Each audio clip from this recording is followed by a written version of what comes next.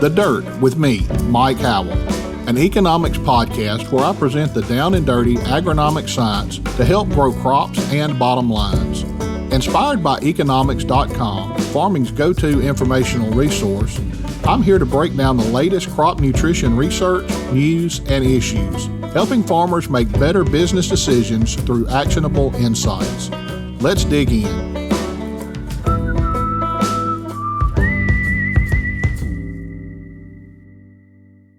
Well, hello again, everyone. Welcome back to The Dirt. We've got a familiar face with us again today. We've got Lyle Cowell joining us back in the studio. Lyle, welcome back, and if you will, remind everybody who you are and what you're doing. You bet, Mike. And it's really good to be back on the podcast. I enjoy listening to it and I'm joining you and learning a little bit about the agriculture where you're at.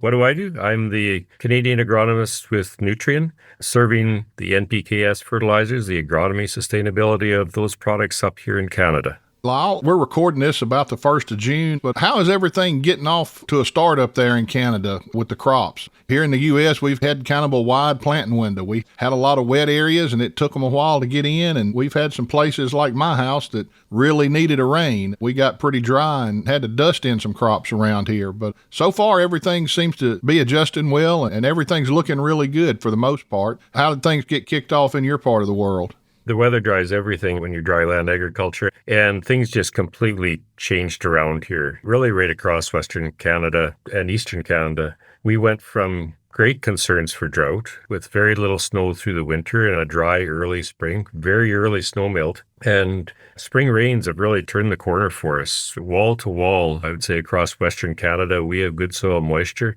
Eastern Canada is actually needing to dry out a little bit. They've had a very warm, wet spring and finally starting to dry out. And right now, things are very, very good. It's been a bit of a cool spring and a very drawn out seeding season. We started in April and we're probably going to finish in June now. So it's been a long stretch of seeding.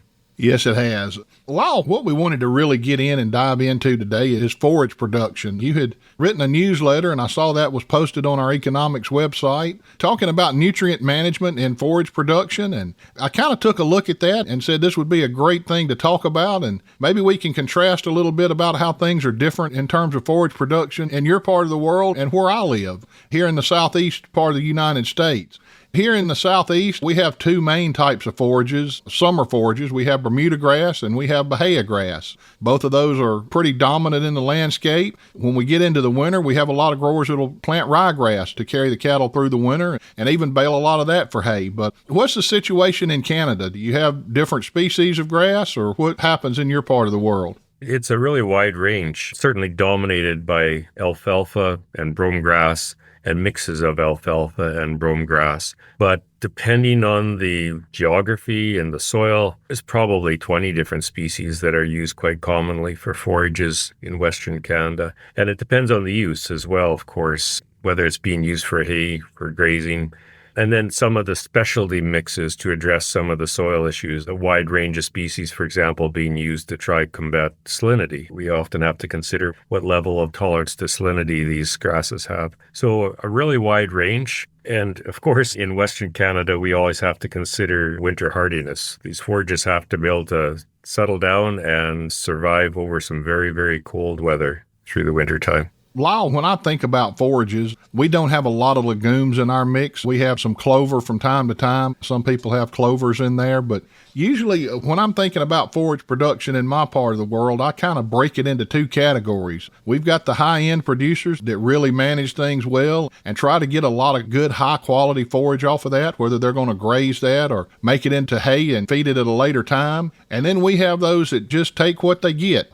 May put one application of nitrogen on it in the year, and when prices get really low, they'll put out a little P&K, very rarely take a soil sample, and they just kind of take what they get. Is it the same way in Canada, or do y'all manage your forages differently?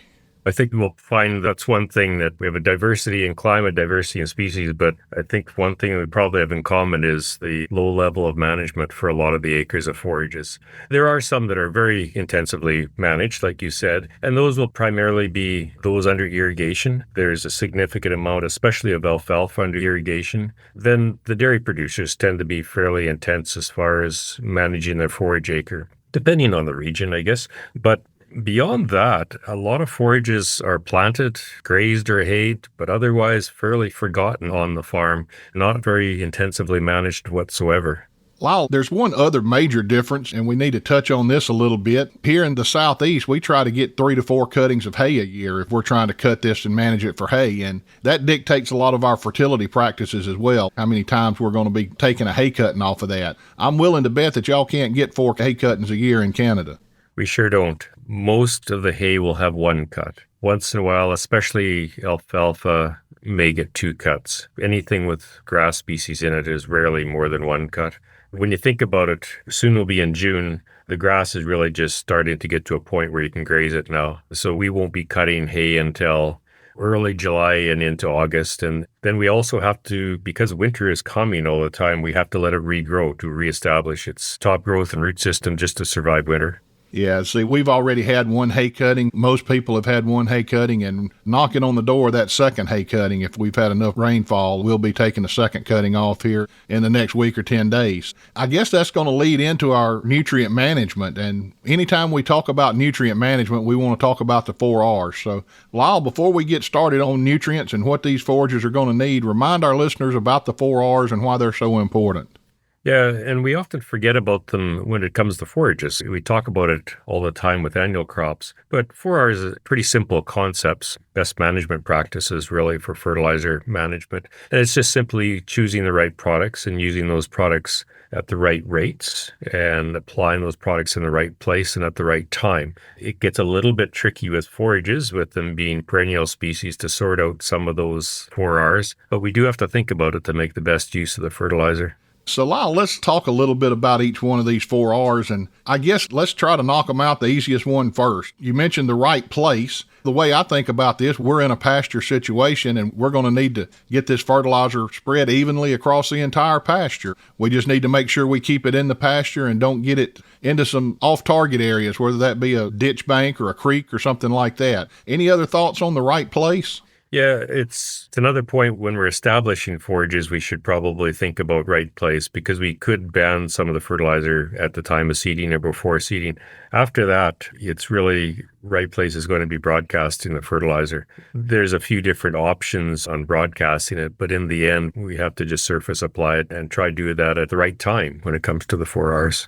Okay, well, you led into the next R in the right time. What do you think is the right time to be making fertilizer applications in forages? Well, it depends on the nutrient, I guess. That's a great agronomy answer. It depends.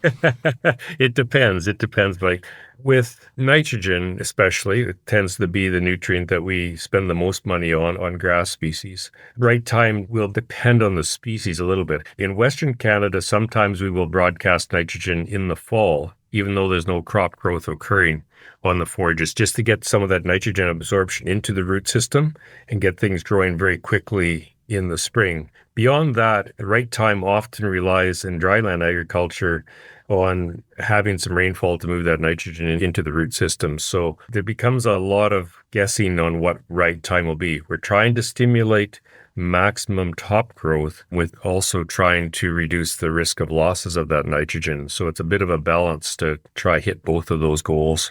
Lyle, that's exactly right. It's hard to manage that nitrogen sometimes. And, in my part of the world, we're going to make 3 to 4 nitrogen applications every year. Most people want to split that up and put out a nitrogen application as soon as they take a hay cutting off. So you'll put one out at green up, and then every time you remove a hay cutting, you'll put another application of nitrogen out and make sure that next cutting gets off to a good start. Now, there has been a little deviation from that in recent years. With the polymer-coated fertilizers like ESN, we have found that we can put out a little more nitrogen and cut back the number of applications. Here on my farm, I'm putting out 2 applications of ESN every year, and time is of the essence. I don't have time to come out and make 4 applications a year. So I'm able to time those 2 applications and get it out, and I can watch that nitrogen feed those plants all through the year and know it's there and know it's working. That is another option that we have found viable here in my part of the world. That's a really good point, Mike. And ESN affords that ability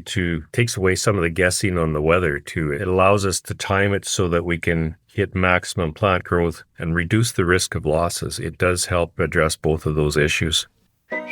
Farming isn't farming without questions, and now there's a place to go for answers.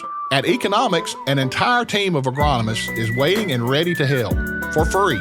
No question is too big or too small.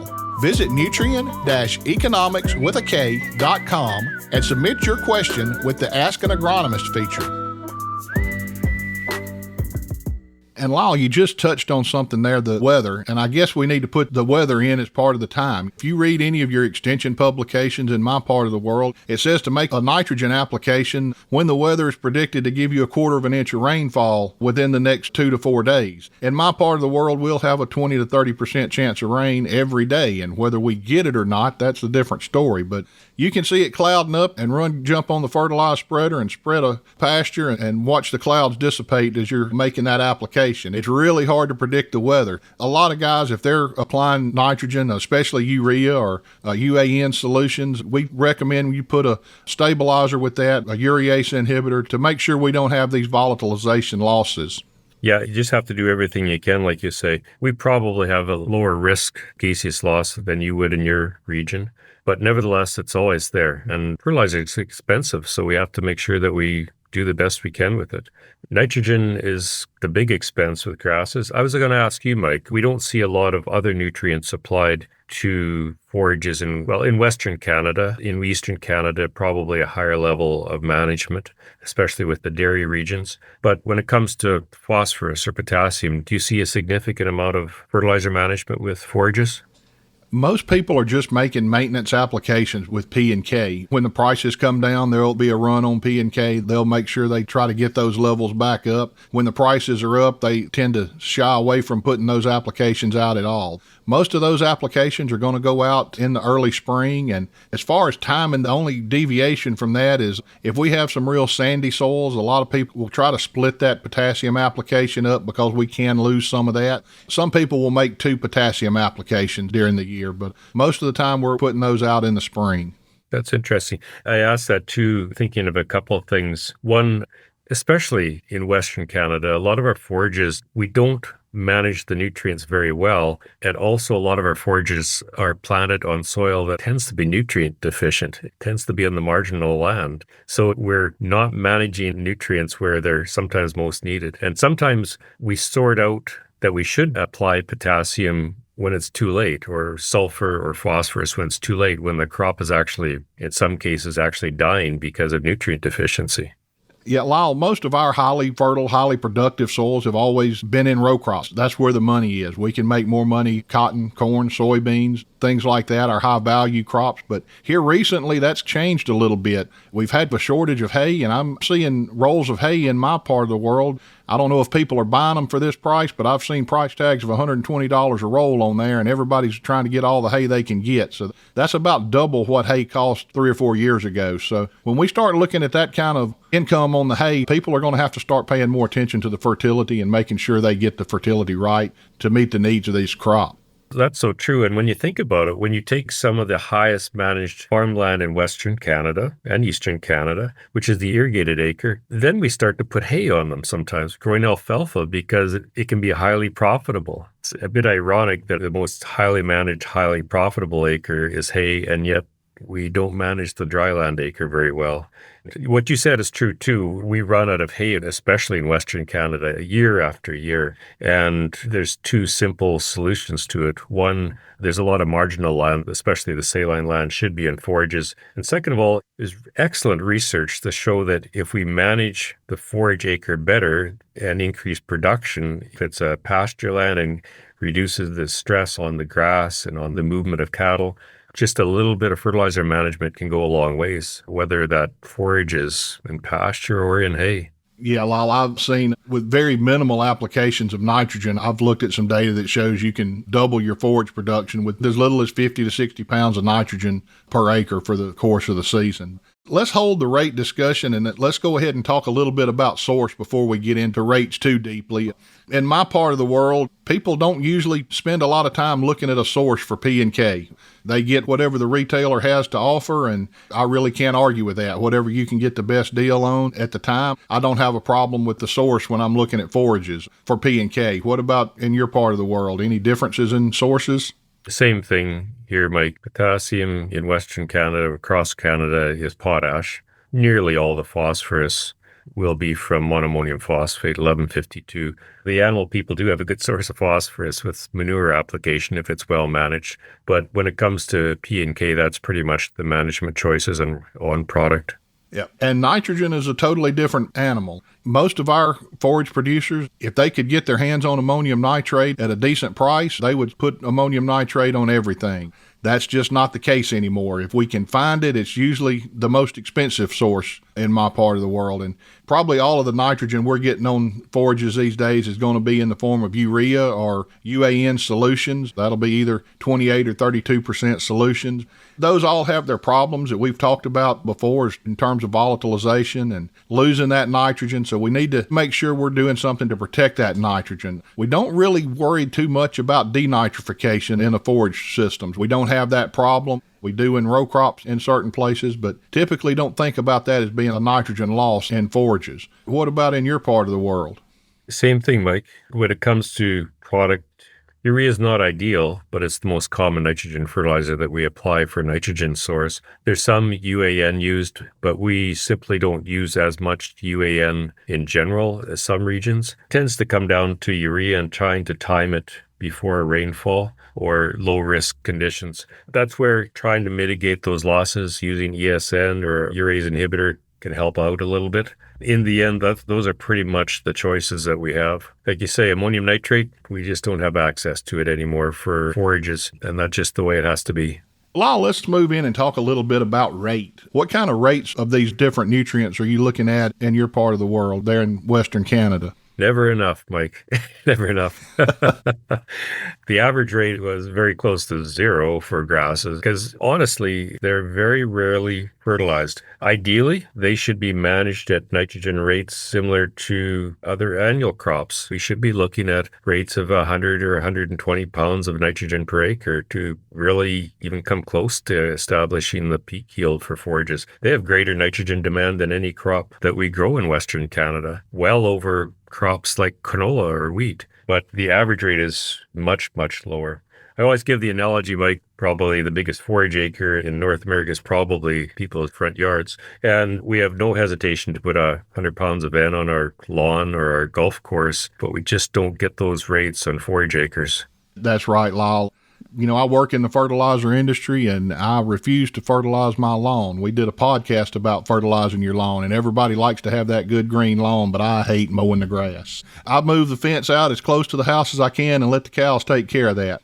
In our system down here, I've already mentioned we have Bermuda grass or Bahia grass for our summer forages predominantly, and it depends on which species you have. Bahia grass, it's going to take 100, 150. Sometimes you can put as much as 200 pounds of nitrogen on that and get good quality Bahia grass. If you're looking at good quality Bermuda grass, a lot of times we're going to need to get that nitrogen rate up close to 300 pounds per acre, especially if we're taking that 3 to 4 cuttings off and trying to get good high quality hay. It's just going to take a lot of nitrogen to get those protein levels up. But we're looking at, on Bermuda grass, we can get 10 to 12 tons of hay production a year off of that. So you start getting that kind of yields, you're going to have to feed that crop. Bahia grass, we're only looking at 3 to 6 tons on some of the best Bahia grass. So there is a difference in the two species, and I'm sure other listeners in other parts of the country will have differences as well. What I like to tell people, Lyle, is make sure you take a good soil sample before you get started. At least do that every 2 to 3 years. And look at your local extension guidelines, your university recommendations, and see what they're recommending as well. That's going to be a good way to get local information on what you need as far as nutrients on those forage acres. Yeah, for sure. And the cattle people listening in from my region, they're probably saying, come on, say something about alfalfa and nitrogen fixation. And that is something that we should consider where we can, is for my region to establish some perennial legume forages. That makes a big difference. And even if it's in a blend with some of the grasses, it really helps us out in nitrogen supply. The other side of it, though, is that we also have to remember that alfalfa really has a big demand for phosphorus and potassium. And if we don't look after those, then nitrogen fixation isn't going to work out very well for us. That's right, Lyle. So how many pounds of P&K are you going to need for alfalfa and then for some of your grass crops? A typical alfalfa crop, if it's deficient in potassium, is going to require very high rates. For example, you take an alfalfa crop, we don't have the yields that you have, like say 2 dry tons of alfalfa When we're cutting it for hay, we're going to remove 100 pounds an acre because we're taking the whole plant off. In our corner of the world where we're used to just harvesting seed, where seed removes very little potassium, then we are looking at rates of 10 or 15 or 20 pounds of potassium. But when you harvest hay, you take the whole thing, and most potassium remains in the stems and the leaves of the straw of a crop. So potassium rates, if it's deficient, have to be really high. And that alfalfa crop is also going to remove a lot of phosphorus, probably in the range of 10 to 15 pounds per ton of hay. And that is what leads to, in most cases, the decline of alfalfa in our corner of the world. We grow alfalfa, we apply no phosphorus or potassium or other nutrients, but in particular phosphorus. After 4 or 5 years, it becomes severely phosphorus deficient, and the alfalfa dies, and it costs a lot to reestablish it. We really have to think about that. Yes, legumes provide nitrogen in the rotation, in a forage rotation or in a forage blend, but nitrogen alone isn't going to grow a crop. You need to address all those nutrients. Right, and they need to be out there in the right balance. Yeah, absolutely. Lyle, you started mentioning how much P and K you needed, and I was looking at some stuff here, some recommendations from the University of Georgia, and ironically, they are very similar to what you just mentioned. For a 6-ton Bermuda grass hay yield, they're saying that they're going to take off 84 pounds of phosphate. So that's right in line with what you were saying, 15 pounds in the alfalfa. For that same 6-ton Bermuda grass, for potash, it needs a lot of potash. That's going to be about 250 pounds of potash. Very similar to what you were talking about. Lyle, what about sulfur? That's something that I'm seeing more and more down here in my part of the world. We're just not getting any sulfur on these forages. We talk about nitrogen, and one of my recommendations, and it has been for about 10 years, at least one of your nitrogen applications needs to be with ammonium sulfate to get that sulfur out there. And I started recommending that because that was the cheapest and easiest way to get sulfur out. We do have some more options now to get sulfur out there, but we need to pay attention to sulfur nutrition in our part of the world. We're not going to get the protein that we need just by putting out nitrogen. We've got to have the sulfur in that package as well. Yeah, I was going to ask you, Mike, do you predominantly use ammonium sulfate, a sulfate source, or does elemental sulfur actually work in your region for forages? We can use elemental sulfur, and now what everybody's calling the micronized sulfur. We have a MAP product with MST, micronized sulfur technology. Those work really well, but pure old elemental sulfur, if you put it out and give it time, we're warm enough down here, it'll start breaking down and can feed the crop. Don't expect full benefit out of it the first year, but in these forage systems, they're going to be there for a while. So maybe put a blend of ammonium sulfate with some elemental sulfur to cover the needs for this year, and then start picking up the benefits of that elemental sulfur in subsequent years. Right.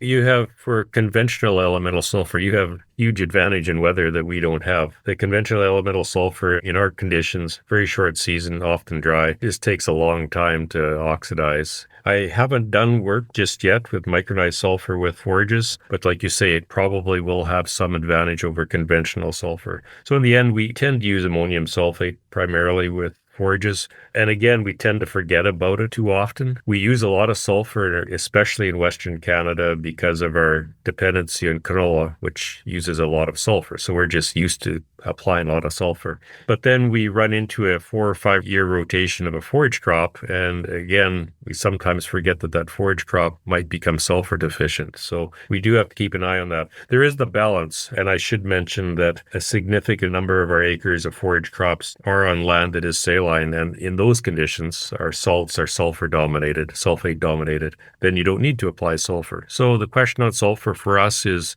where is it growing? Is it on a sulfur responsive soil or not? At least half of the sulfur deficiencies I've seen over the years have been in alfalfa. It often becomes sulfur deficient. Right. Here on The Dirt, we're dedicated to offering the best agricultural knowledge. I'm happy to share that free CEU credits are now part of that offering. Check out the available podcast CEU credits and other learning opportunities by visiting Nutrien-economics.com and clicking on the Agronomics tab.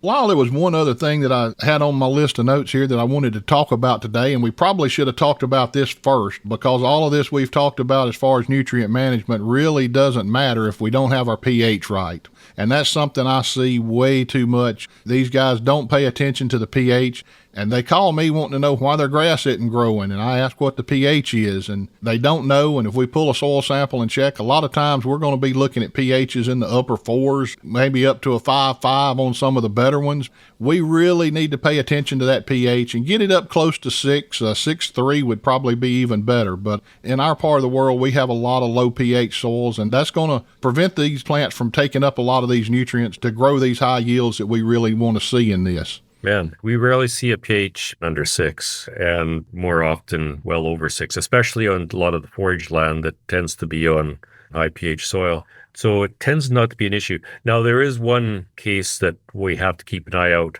and that is some of our acidic soils, in particular northern Saskatchewan and stretching across into northern Alberta, which do have some significant acres of acidic soil. It's been well shown that nitrogen fixation by forage legumes is very inefficient at low pH. There's excellent research dating back into the 1960s that's demonstrated that liming is often required on some of these soils to stimulate nitrogen fixation for those legumes, because without successful nitrogen fixation for a forage legume, the forage legume just is terribly unsuccessful. So that is our case. It's so interesting talking to you, Mike, about your conditions. Just completely different soils and management conditions that we have to think about. We almost never lime our soils here, very rarely need it, and so interesting to hear your management system. Yeah, we have a lot of people that very rarely lime their soils here, but they desperately need to. Lyle, I think we've covered a lot today and really got some good information out about nutrient management in forages and how much that could mean in difference in production in these forages if people will start managing these a little more carefully. You know, I heard somebody tell me one time, he was talking at a Cattlemen's Association meeting, and he said, I want to challenge all of you cattlemen out here to quit being cattle producers. Start being forage producers and manage your forage, and it'll automatically make you a better cattleman. There's a lot to be said to that. If we manage these forages, that's going to be more feed for these cattle, a higher quality feed for these cattle, and they'll just do a lot better on it. Lyle, was there anything else you think we needed to add to this before we wrap it up? Oh man, Mike, we could talk about forages all day long. We barely started. It's such a complicated topic because we're talking about, when we talk about corn or canola, we might talk about different varieties. When it comes to forages, we have to talk about different species. And it's a complicated topic. It's reasonably well understood what we need to do. We just need to do more of that. The best thing that a farmer can do, a rancher can do, dairy person can do, is apply nutrients to their forage stand that they think might be deficient. Sometimes just a strip of fertilizer across the field might be your best soil test you can have to see what sort of response you might gain, and just start to understand the combination of yields of forages on your land and the soil that you have. It's always a tough question when someone phones me to ask, what do you think I should put on my forages? That's one of the hardest questions. It is a very much it depends question. Very much an agronomic answer. Well, Lyle, we appreciate you visiting with us today. I think it was a great episode and a lot of useful information. Listeners, we're glad you're tuning in today. We hope you've enjoyed this. If you need more information, as always, visit our website. That's nutrien-economics.com. And if you'll go to that website, we have a forage fertility manual on there. It's got a lot of great information about forage production and goes a lot deeper than we did today on this podcast. I want to encourage everybody to stick around for segment 2 here in just a few minutes. Listeners, I hope you enjoyed the first segment of today's show. If you did, please take a minute and give us a rating on your favorite podcast channel or app, and give us some feedback as well. We want to hear from you to help make the show even better. And don't keep it to yourself. Please share these episodes with coworkers, family, friends, anyone you think may benefit from the information we're sharing here. Don't forget to visit our website, nutrien-economics.com, to help find the latest crop nutrition news and research information, as well as market updates, a growing degree day calculator, a nutrient use calculator, a rainfall tracker, and much, much more. It's all at nutrien-economics.com. Most episodes of The Dirt are now available for CCA credits. Visit our website and click on the Agronomics tab to find these CCA credit opportunities. And if you have a question, you can ask one of our agronomy team members. Simply ask your question, and one of us will get back with you. Thanks for listening. Now, segment 2 of The Dirt. Listeners, welcome back to segment 2. We're glad you're tuning in again for this segment as we continue our tour around North America looking at different research farms. Today, we're going to be traveling to Tennessee, the University of Tennessee, and to help us talk about a research farm there, we've got Dr. Scott Stewart. Scott, welcome to the Dirt. Glad to be here. Scott, if you will, before we get into it too far, introduce yourself a little bit and tell our listeners what you do. Well, I'm the director at the West Tennessee Ag Research and Education Center in Jackson, Tennessee, and I've been in this role for about 3.5 years. I've been at the station for 22 years because prior to that, I was the extension entomologist located here. And of course, you know, Mike, I had some history at Mississippi State University. I was there for 7 years. We're one of 10 ag research centers located across Tennessee, one of 3 in West Tennessee, and I'm one of those center directors. Scott, that seems like forever ago that you were in Mississippi. Actually on my research committee when I was working on my master's, and we worked together at a research farm here in South Mississippi, the one I actually grew up on. We did a lot of work there for a couple of summers. Scott, glad to have you on. And if you will, tell us about your research center and some of the history of that center there. Yeah, I'd be glad to. And again, I mentioned we're one of 10 ag research centers in Tennessee. We are the oldest outside of Knoxville. Of course, main campus is in Knoxville, but this center was established in 1907. We're currently about 650 acres. That's changed a little bit, grown over the years from when it was initially started. And we're a little bit unique. Our system's a little different than Mississippi State system. For example, we're the only center that houses faculty. We have currently, I think, 9 faculty located here. Those faculty are not under my direct supervision. They report to their department, although I allocate resources that we have for their disposal, provide technical support staff to help them do their research. And we also do research for faculty located on campus as well. So we have about 220 acres actually of cropland. That's all we have out of that 650 acres. We have a bottomland hardwood forest. If you go back in the history of time, things have changed, right? There used to be a dairy here. Well, there's hardly any dairy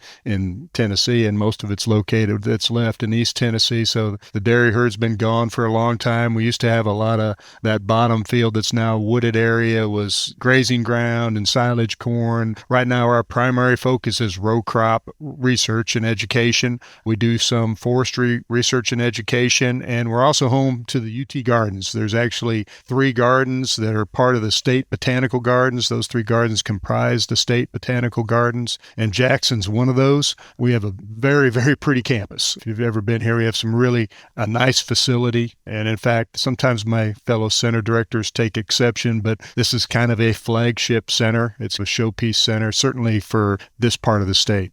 Scott, I have been there several times. It's been a few years since I've been there, but I will agree that is a beautiful campus there and a place I like to go visit. Encourage all of our listeners, if you're ever in the area, stop by and give them a visit. Great place to visit and a great place to learn some stuff while you're there. Scott, talk about some of the significant contributions this came off of that farm over the history. Well, it's a long history, too. I guess the first thing I'll say is I think a lot of the contributions of ag research in general, it's a slow build-upon kind of approach, and I think probably our biggest impact is not recognized because it's so slow. It occurred over years and years and years, and it accumulates, and I always challenge folks to try to think about where they would be without this ag research in the last 100 years that has occurred. If you look at Tennessee in particular, we're kind of known as one of the leaders in no-till agricultural production. In fact, the center located about 30 miles to the north is the Milan Ag Research and Education Center, and they're famous for the Milan No-Till Field Day. A lot of the initial work to understand, utilize no-till production started there and done by the researchers that were located here. So we work very closely with that Ag Research Center in particular. I think the first thing you think about with West Tennessee is no-till production, and our hand was forced in that. I probably don't really even fully appreciate the history. If you go to the Ag Museum at the Milan Center, you'll understand what erosion was like before no-till production in West Tennessee. Most of our soils are highly, highly erodible. We have rolling hills. We're losing tons of topsoil every year. And when you change that system, it's not just about not tilling anymore. It's understanding fertility, weed management, what changes in insect control, plant pathology. And we have all those experts located here. And again, that builds upon each other. And I had to learn a lot of that, Mike, because I came from Mississippi State and there was no-till there for sure, but a lot of the work was done in conventional ground, and really sinking my teeth into no-till production was a little bit of a learning curve for me.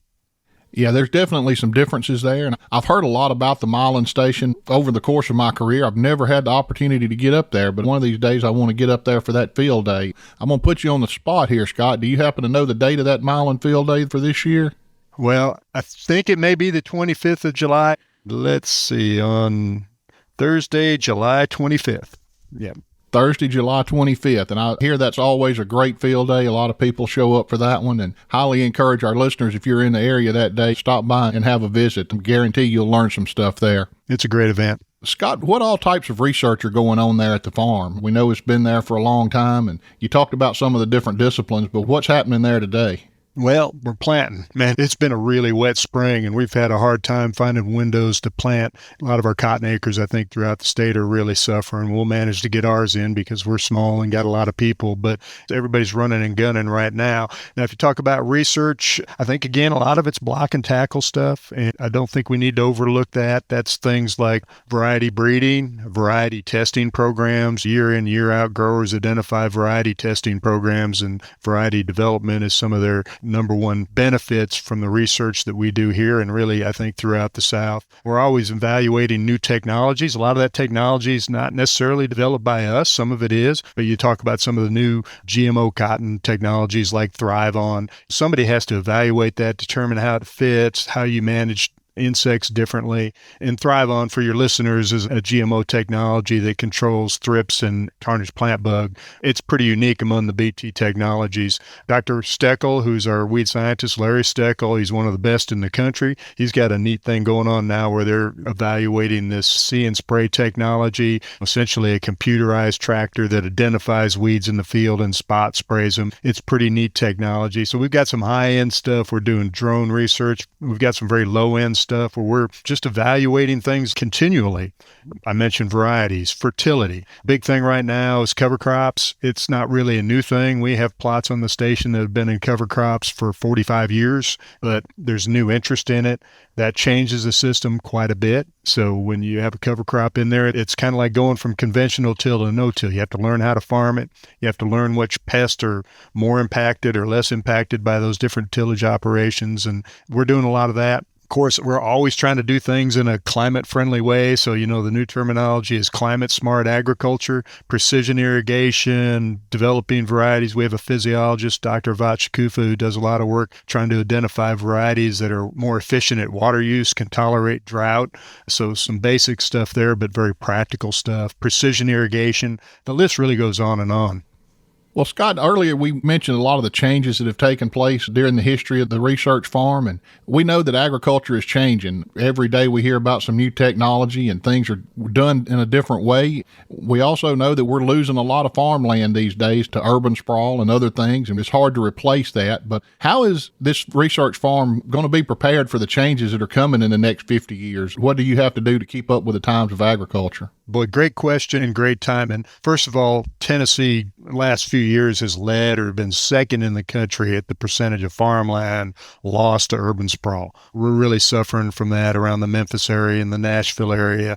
And one of our challenges in ag is we've got to produce more on less land to feed a growing population. And so that's a pretty major challenge. It did give me a chance to plug some of the advancements in our infrastructure that we've had in the last couple of years and are going to continue for the next couple of years. We're fortunate enough to get some funding for the ag research centers that are spread throughout Tennessee, a total of about $50 million to update our equipment, to update our infrastructure so that we could bring our 1960s facilities back into the right decade. And that really helps. You got to have high quality people, but you also need good equipment and good facilities to do that research.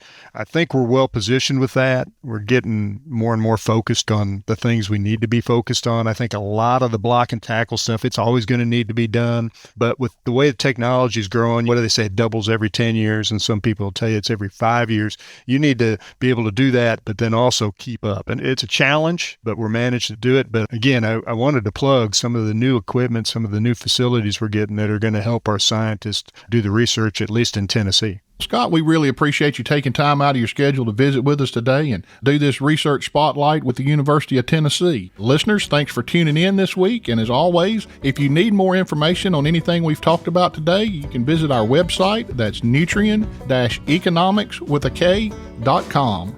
Until next time, this has been Mike Howell with The Dirt.